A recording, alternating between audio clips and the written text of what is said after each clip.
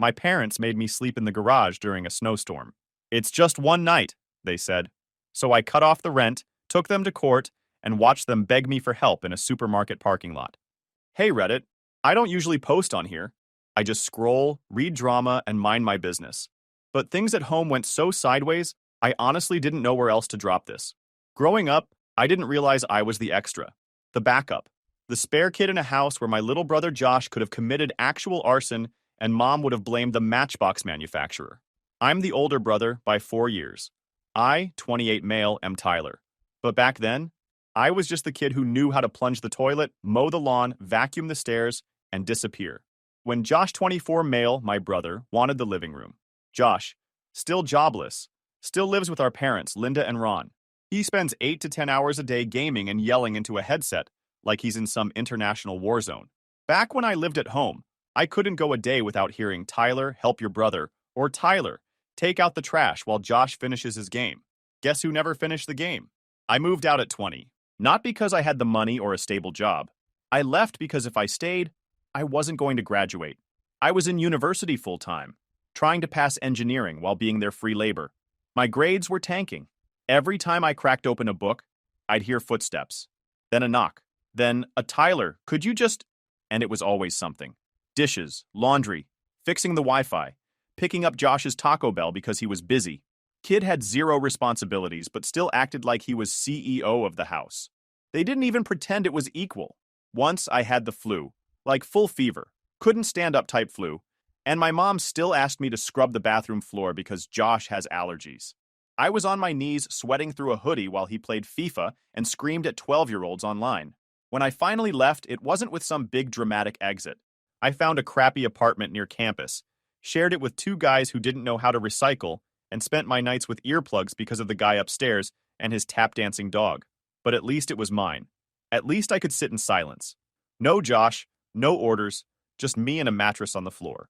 But here's the part I'm still mad about. I still helped them. Even after leaving, I'd drop off groceries when they were tight on money. I once sent $600 because the gas got shut off in January. I helped Dad fix the water heater. Drove home 3 hours one weekend because the fridge broke and Mom didn't trust anyone else to look at it. They didn't ask Josh. He was busy networking on Discord. I kept giving because I thought that's what good sons did. I told myself they didn't know better, that they were just tired, that maybe they'd change, that someday they'd see all the things I did, but they never did. Josh could crash the car, he's totaled 2, and Mom would say, he's just under a lot of pressure. Meanwhile, I bring up being overwhelmed with work, and she tells me I always play the victim. The worst part? They gaslit the hell out of me. When I'd push back, even slightly, I'd get hit with, "You're so ungrateful," or "We treated you exactly the same as Josh." That last one always made me laugh. Once, I asked Mom straight up why Josh got a new phone for his birthday while I got socks. Her answer? "You're more responsible, Tyler. You don't need flashy things." Like being reliable was a reason to get the leftovers. By the time this past Thanksgiving rolled around, I hadn't been home in about 6 months. We'd been doing the usual dance. They'd call when something broke. I'd show up. I wasn't happy about it, but I still felt like maybe, just maybe, they appreciated me in their own twisted way. Then came the garage incident, but we're not there yet. Leading up to Thanksgiving, they guilted me hard. "It's been too long. Josh misses you." He didn't. "Your father's been having back pain." I gave in because I was raised to give in. I told them I'd come by the night before. The forecast said snow, but I figured I could crash in my old room like I used to and drive home early Friday. So I packed a bag, grabbed a pumpkin pie on the way, because I'm the only one who brings anything, and drove the 3.5 hours through sleet. When I got there, nothing was ready. No room, no bed, no thank you for coming. Just chaos. Josh was on the couch with his feet up, screaming into his headset. Mom was burning green beans. Dad grunted a hello from his recliner. And guess who had to go reset the router? I did it automatically, out of habit, like a dog that still comes when it's kicked. The snow picked up hard that night. Roads were iced. I checked my phone and saw accident alerts popping up. I was stuck there for the night whether I liked it or not. I asked Mom where I was staying. Her face lit up like she just remembered something inconvenient. "Oh, right. So we had a change of plans." That's when she told me. Someone else was coming. Someone I didn't expect. And my room? My usual backup spot? Gone. I'd barely finished pulling off my snow-soaked boots when Mom hit me with it. "Oh, by the way, she said, like she was commenting on the weather. Josh's friend Bryce is staying over tonight, too. Isn't that nice? I froze. Wait, what? Bryce, she repeated, like I didn't hear her the first time. He and Josh are going to play video games all night and catch up. He's sleeping over. I blinked. Where? Mom didn't even look at me. She was already stirring something on the stove. No, your old room. I stood there in the hallway, holding a grocery bag in one hand, snow still clinging to my jacket, and just stared at her. So where am I supposed to sleep? That's when she gave me the look, that this is already decided and your opinion is not needed look. And with a straight face, she said, well, we set up a cot in the garage. There's a heater. You'll be fine. I said, the garage? Like I misheard her. She sighed, already annoyed. Tyler, it's just one night. Don't start. There's a snowstorm. You can't drive back. It's not a big deal. I felt this weird silence in my chest, like my whole body just went quiet. This wasn't just Bryce crashing on a couch. This wasn't a space issue. This was, we had to choose between you and Josh's buddy, and you lost. Let me paint the picture for you. Bryce is 25, maybe. No one knows. He's been around forever. He's the guy who once microwaved foil and laughed when it sparked. He vapes inside, talks over people, and refers to himself in third person. Loud, obnoxious, zero self-awareness. The kind of guy who shows up uninvited and eats all the leftovers before anyone else gets seconds. And they gave him my room. I asked Mom, you're seriously giving my room to Bryce? Some guy who's not even family? She shrugged. Josh doesn't ask for much. I almost laughed. He lives here rent-free. She flinched like I'd cursed at her. Don't start with that tone. It's Thanksgiving. You always do this. I drove through a snowstorm, I said, calm but boiling inside. I brought groceries. Pie. I thought I'd sleep in my old bed for one night. It's just a bed, she said flatly. Don't be selfish. That word, selfish. That was her favorite weapon. Used it every time I asked for anything. Every time I said no to something ridiculous. Helping them move furniture at midnight? Not selfish. Saying I was tired after working a 12-hour shift? Selfish. I didn't argue. I just walked outside into the garage to see what they set up. It was freezing. The cot was jammed between Dad's tool bench and a stack of broken patio chairs. A bare bulb buzzed overhead. The space heater looked like it had been stolen from a yard sale in 1999. One of the legs on the cot was wobbly, and I swear I saw a spider underneath it building a duplex. I could see my breath. This was their solution, their offer. For the son who paid their gas bill last winter. For the guy who drove 4 hours through sleet to spend a holiday with people who saw him as a backup plan. My phone buzzed. It was Marcus. He texted, "How's Thanksgiving?" I sent back a photo of the cot. Then, sleeping in the garage, Josh's buddy took my room. Not even 10 seconds later. Bro, what the hell? Come here. My mom made extra. You're not sleeping in no damn garage. I hesitated. The roads were iced. It was late. I didn't want to make a scene. But then I thought about the whole scene again. Bryce in my bed, probably shirtless, stinking of Monster Energy and BO, while I froze next to the snowblower. I grabbed my bag, walked quietly back inside. Didn't slam anything. Didn't announce it. Just went upstairs, grabbed my toothbrush and charger, packed everything into my duffel, and walked out the back door. Nobody even noticed. By the time I got to Marcus's place, I could feel my whole body relax. His mom opened the door and practically dragged me inside. You look frozen, honey. Take your shoes off. Come eat. No passive aggression, no guilt, just warmth. Within 10 minutes, I had a plate of food, a warm drink, and a spot on the couch next to Marcus while his little brother played some dumb movie in the background. They treated me like I mattered. It shouldn't have been mind-blowing, but it was. Because at my own parents' house, I was the handyman, the bank, the backup plan. At Marcus's, I was just Tyler. We stayed up late playing board games and making fun of bad TV. His mom asked how work was going and actually listened when I answered. She even offered me the guest room without me saying a word. Clean sheets and a heated blanket, it's all yours. That night, laying in a real bed, in a warm room that didn't smell like fertilizer and old tires, I felt something shift. I'd been excusing my family's behavior for years, writing it off, telling myself I owed them, that they meant well, that maybe if I did enough, helped enough, sacrificed enough, they'd treat me like I mattered. But they didn't. They gave my bed to Bryce. They put me in the garage. The next morning, I woke up to 42 missed calls. Texts from Mom, Dad, Josh.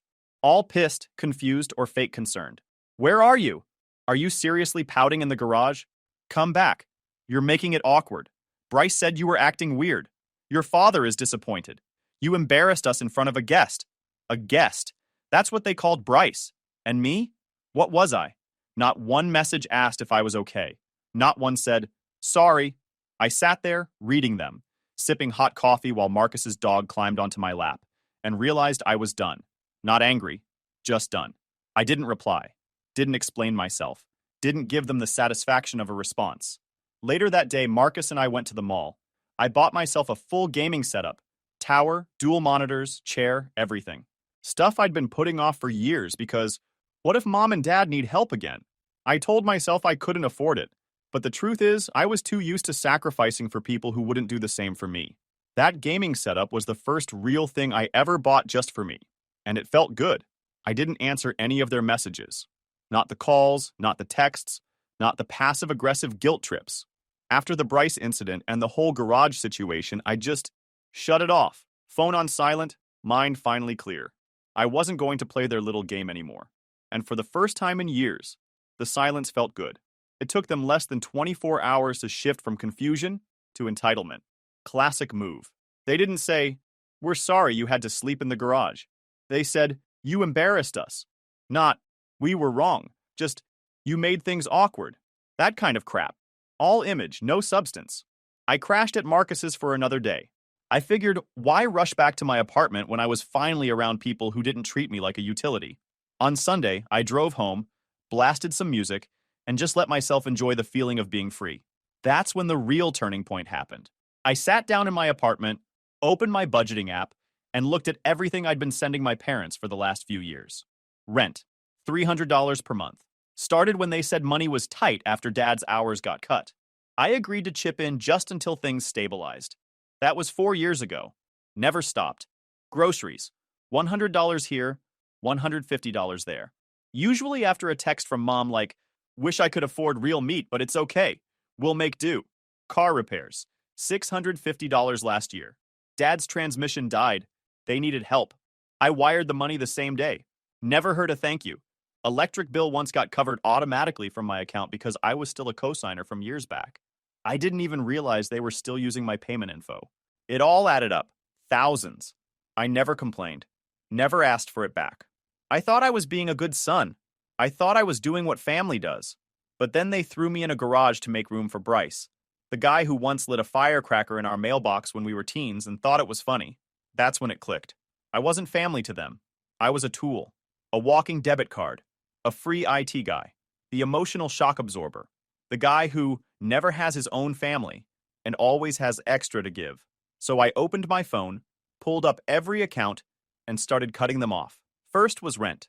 I canceled the recurring transfer I had set up through my bank. It had always gone directly to their landlord's Zelle account. I'd even labeled it family rent like an idiot. Second, I logged into the utility provider's website, found my name still listed as the secondary on the electric and water accounts, removed it, changed all my bank info off file. I called them directly and said, hey, I don't live there. I don't want my name attached to anything anymore. The guy on the phone said, do you want to be notified if they miss a payment? I said, no. Let them find out the hard way. Then I went back through old texts and emails and made a list of everything they ever asked for money-wise, just to remind myself. It read like a damn invoice. Tyler, the fridge is dying. Can you spot us? Car registration is late again. Can you get groceries for us before Thanksgiving? We're low. Rent's short this month, just $200. Gas got cut off. It's embarrassing. Please don't tell anyone. It was all so normal at the time. Like I'd been trained to think their problems were my responsibility. But I was 28. They were nearly 60. And they still acted like the world owed them something. So I stopped it. All of it. And of course, it didn't go unnoticed. Monday morning, I get a text from Mom. Hey honey, rent hasn't come through yet. Did something glitch? I left it on red. Tuesday, another message. Not sure if you forgot, but the landlord texted me. They charge late fees now? Can you send it today? Then, we've been so stressed with the holidays. I know you had a moment over the weekend, but we love you. Can you please just handle it? Handle it. Like I'm their personal assistant with a credit card. I didn't reply. That night, Marcus came over and I told him everything. Dude, he said, This is the most peaceful I've ever seen you. And you haven't even done anything petty yet. I laughed. But he wasn't wrong. I wasn't slashing tires or blasting them online. I was just backing away. Quietly. Finally. By Wednesday, Dad called. I ignored it. Then he left a voicemail. Look, I don't know what's going on, but you're scaring your mother. We rely on you, Tyler. We always have. That's what family does. You help us, we raise you, it's a cycle. You don't just cut people off because you're mad about sleeping arrangements. Sleeping arrangements. That's how he framed it. Not, we gave your room to some random idiot. Not, we made you sleep in a freezing garage during a snowstorm. Just sleeping arrangements. That voicemail pissed me off more than the garage did, because it proved they still didn't get it. They didn't want to get it. Then came Thursday, 1 week after Thanksgiving. I get a text from Josh, of all people. Yo, rent bounced. Mom's freaking. Fix that. That's all he said. No, please. No, how are you? Just a command, like I owed him. So I sent one message. I don't pay rent for people who treat me like a backup plan. No follow-up, just that. He never replied. By the weekend, Mom switched gears. No more asking. Now it was guilt. I don't know what we did to deserve this. You always make things harder than they need to be. I raised you, I fed you, and this is how you repay me? We've sacrificed so much. I didn't respond, so she kept going. Do you know how hard it is for us right now? Your father's back is out again. I'm doing my best, but we can't do this alone. Josh is looking for work, but things are tough. You know how it is. You've always had more. You're lucky. You've always been lucky. That one stopped me cold. I've always had more. Number, I had less. I had expectations, pressure, guilt, responsibility. Josh had flat screens, video games, and zero consequences. I had student debt, 3 jobs in college, and chores every day while he napped. I was never the lucky one. I was just the one who didn't complain loud enough to get excused. By mid-December, they figured it out. I was done. I heard from a cousin that they were now saying I had mental health problems, and that they were giving me space. That's how they spun it to the rest of the family. They didn't mention the garage. They didn't mention Bryce. They didn't tell anyone that I'd been sending them money for years just to stay afloat. Nope. Just Tyler, the unstable, dramatic son who disappeared for no reason. Whatever. Let them tell their stories. I canceled the last thing I was paying for. A monthly subscription they had tied to my Apple ID from forever ago. Netflix or something. I don't even know. Then I blocked Mom's number. Then Josh. Dad's was the last one I muted. Not because he was different, but because I think part of me was still waiting to see if he would get it. He didn't. So after I cut the financial cord, things went quiet.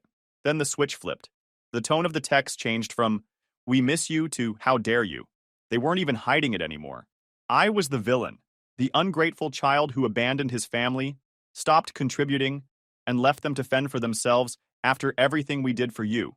It was kind of funny, honestly. Like I hadn't been floating their rent for 4 years while Josh was playing Fortnite and vaping in the kitchen. Anyway, I ignored all of it. I went on with my life. Work was steady, bills were paid, and for once I actually had money left over at the end of the month. I bought a decent office chair, ordered groceries without checking my account balance, and even signed up for a local gym. Not because I'm a gym rat or anything, I just wanted to do something for myself for once. A normal life. Basic stuff most people take for granted. And then they escalated. Hard. It started with a weird call from my insurance company. "Hi, Mr. Carter. Just confirming the accident report you filed this morning." I paused. "What accident report?" She double-checked. "You're Tyler Carter, right? License plate ending in 92FJ? "Yeah." "Well, we received a report that your vehicle was involved in a hit and run this morning. Police were contacted. Damage was noted on the front passenger side of the vehicle." I nearly laughed. "My car's parked outside my apartment right now." She went quiet, then said, "You may want to go take a look." I hung up, heart already pounding, walked outside, and yeah, there it was. Passenger mirror, smashed. Deep scratches along the door. Looked like someone keyed it with a nail and then whacked the side panel with something heavy. Paint transfer from another vehicle. Blue, maybe from a truck. But no real dents. Just enough to mess it up and make it expensive. I stood there in the cold just staring at it, trying to piece together what the hell just happened. Then I checked my security cam. Small device. Sticks to my living room window. Faces the lot. I don't usually check it unless something shady's going on. That day, shady was an understatement. I scrolled back to 6:47 a.m. A familiar blue Ford pulls in. Dad. Gets out, looks around, stares directly at my camera for half a second, then walks out of frame toward my car. A few minutes later, he gets back in and leaves. The audacity. I stood there frozen. For a second, I thought maybe it was a mistake. Maybe he parked too close. Maybe it was accidental. But no. He stared straight into my camera like he was checking if it was real. That wasn't a mistake. That was a message. I didn't even know what to feel. I wasn't angry at first. I was just stunned. You grow up thinking your parents are supposed to protect you, that no matter how bad it gets, they wouldn't hurt you. And then your dad keys your car because you stopped paying his rent. That's when the anger hit. I went back inside, sat at my desk, pulled up my phone. No texts from dad that day. Nothing since I stopped paying rent. But I had a gut feeling. So I unblocked him. And boom, there it was. From earlier that morning, before the insurance call. I hope you understand how serious this is. You don't walk away from family, not without consequences. Another one. We need your help. You've had your little tantrum, now step up again. And the final one. 10 minutes after he vandalized my car. You made us do this. You made us do this. Like I forced his hand by refusing to keep enabling him. Like damaging my property was justified because I stopped being his free ATM. That text flipped a switch in me. The guilt I'd carried for years, about not being enough, about leaving home, about putting myself first, melted away. All the be the bigger person crap, gone. I was done being bigger. I was done being anything for them. I filed a police report that same day, gave them the footage, the messages, everything. They said they'd follow up, but I already knew how this would go. Technically a misdemeanor. Not enough damage for felony vandalism, but still a crime. Whether they pursued it or not didn't matter. What mattered was the line had been crossed, and they couldn't uncross it. The next day, Marcus came over and saw the car. They did this? I just nodded. He looked at me for a second, then said, "We gotta change your locks." I hadn't even thought about that. But he was right. They still had a spare. I'd given it to Mom years ago in case I lost mine. That afternoon, we went to Home Depot, grabbed new locks and a security camera for the front door. Spent the rest of the evening swapping everything out. I even changed the code on my building's keypad and emailed the landlord about unauthorized access. He was cool about it. Said he'd send a warning to all tenants and ask them not to buzz in people without ID. I wasn't just cutting them off financially anymore. I was locking them out, period. Physically, emotionally, everything. 3 days later, I get a long email from Mom. Subject, please read, we're desperate. I wish I could paste the whole thing here, but it was basically a novella of entitlement and projection. Some highlights. You've always been too sensitive. This family gave you everything. Your father is only trying to wake you up. You're forcing us into a corner. We've tried everything else. We didn't raise you to be this cold. We miss you, but we need you more. That last part got to me. Not, we miss you because we love you. Not, we're sorry. Not, we messed up. Just, we need you more. Need. Like I'm a tool they lost in the garage and are mad they can't find again. After that, I went no contact completely. New number. Blocked their emails. I even sent a formal letter to their landlord, stating I had no financial obligation to that property, and that any future payments were not my responsibility. I also spoke with a lawyer. Marcus had a friend who helped for cheap, and documented everything, just in case they tried something worse. It's been just over a month since the car incident. Damage came out to $1,100. Insurance covered about a third. The rest was mine to deal with. Normally, I'd just eat the cost and move on, because that's what I've done most of my life, fix the mess and say nothing. Not this time. This time I filed a report. Police classified it as criminal mischief in the second degree.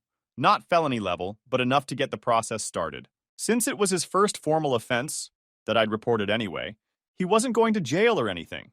But civil court? That was a different game. I filed a small claims lawsuit the same week. $1,100 for property damage. With evidence that clean, it was just a matter of paperwork and showing up. He got served 2 days later. My mom texted me at 3 a.m. the night he got the notice. Her message just said, "Are you seriously suing your father? After everything?" Didn't respond. Then came a flood of new ones.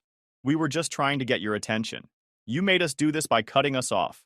You're overreacting. Drop the case. You're going to ruin the family over a scratch on a car? Bryce thinks you're being dramatic." Like I care what that moron thinks. Blocked her again. Let the court handle it. 3 weeks later, we showed up for the hearing. Small courtroom. Maybe 6 people total. He showed up in jeans and a flannel like he just walked off a job site. Brought Mom with him. She wasn't even supposed to speak, but she kept trying to interrupt the judge anyway. I had my documentation printed and organized. Photos of the damage, invoice from the repair shop, screenshot of my bank balance the day of the incident, footage from the security cam showing the entire event, clear as day, text from both of them that basically confirmed it. The judge barely had to ask questions. My dad tried to say, I was just stopping by. I didn't touch anything. Judge asked why the car was scratched 2 minutes after he showed up. No answer. Mom chimed in with, this is all a misunderstanding. Judge told her to stay quiet. She didn't. I asked the judge if I could file for a restraining order based on the fact that I felt unsafe, and there was a clear pattern of escalation. Brought up the voicemail he left after the vandalism. You made us do this. The judge actually nodded. Said the threat was vague, but paired with the damage and the entitlement in the messages, it crossed the line. They granted it on the spot. Court ruling. They owe me $1,100 plus court fees. They are legally prohibited from coming within 200 feet of me, my residence, or my workplace. Any further attempt to contact me is considered harassment and will be prosecuted. When the gavel hit, Mom gasped like someone had died. Dad just stared ahead, didn't say a word. That same night, I got 2 emails from extended family. One from my mom's cousin. You really took them to court? What happened to family? Another from an uncle I barely talked to. Your mom's a mess. Maybe just talk to her and drop it. I didn't reply to either. Because here's the thing. They don't care what happened. They just want the status quo back. They want me to go back to paying and fixing and absorbing every crisis like nothing ever happened. Because it's easier that way. For them, but not for me. I wasn't about to get guilted into submission because family. This was business. They damaged my property. They got served. They lost. End of story. Next few weeks were quiet. Almost too quiet. Which made me suspicious, but I didn't dig. I just kept receipts. Changed all my accounts. Put fraud alerts on my bank. Updated passwords. Even notified my apartment complex and gave them a photo of my parents' truck. I wasn't taking chances. The judgment forced them to pay, but they didn't do it immediately. Took them nearly a month to send the check, and when it arrived, it came with a handwritten note from Mom. I hope this money buys your happiness. Just remember who raised you. I cashed it. Shredded the note. Marcus and I were talking about it later, and he just said, Dude, I'm glad you finally treated this like a job and not a family issue. And that's exactly it. You don't negotiate with people who think they own you. You handle them. It's been 6 months since I filed the lawsuit. They paid. They shut up. And the restraining order has held. No surprise visits, no phone calls, no flying monkeys from extended family trying to play mediator. For the first time in years, they were finally forced to live without me. And apparently, they couldn't. I didn't bother to track them or ask around. But you know how things work. People talk. In early spring, I started getting little updates from people I never asked to hear from. One of my cousins messaged me out of nowhere with a screenshot of a GoFundMe page. The title? Help Ron and Linda get back on their feet. No joke. It had a photo of my parents standing next to what looked like the back of a U-Haul. They'd written this whole sob story about being displaced, out of work, and abandoned by their son after a misunderstanding. Said they were living out of their truck, that my dad's back issues left him disabled, that they were doing their best, but needed the kindness of others to survive. They didn't mention that the reason they were living out of a truck was because the guy with back issues keyed his own son's car and got hit with a restraining order. They also forgot to mention the 4 years of rent money, groceries, and utility payments I gave them before that. But yeah, GoFundMe said I just cut them off for no reason. Real selective memory. I didn't donate, obviously. A few people did. Some old church friends, maybe a relative or two who didn't know the full story. They raised like $800 before it died off. Couple weeks later, someone told me the landlord finally evicted them. 3 months behind on rent.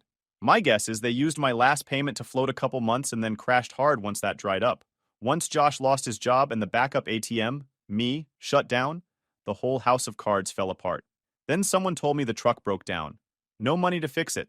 That's when they were officially homeless. I wasn't expecting to see them again. But last week I stopped at the local Aldi. Normal errand.